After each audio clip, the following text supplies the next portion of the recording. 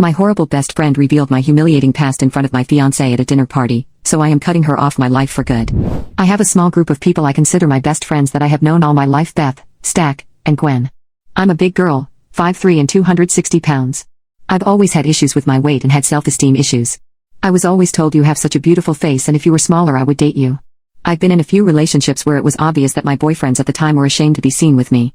They would never hold my hand in public and never posted pictures of us together on Instagram and Facebook.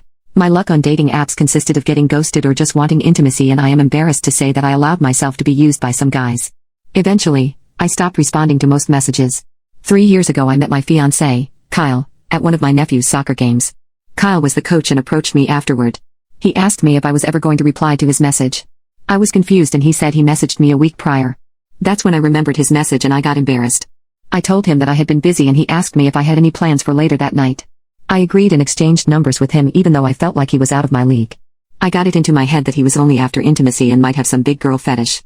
We met up for an early dinner at a casual Mexican restaurant and within 5 minutes I asked him, "Are you just looking for a hookup because you have a thing for fat girls?" He shook his head and told me he was interested because of things I listed on my profile, like how I liked soccer, my favorite wine, TV shows, and that the photos I posted showed that I liked to travel. Somehow, he asked to see me again and the second date went a lot better.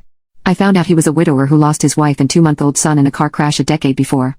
My friends and family were thrilled. All except Beth. Beth, when I told her, kept asking me if I was sure about him.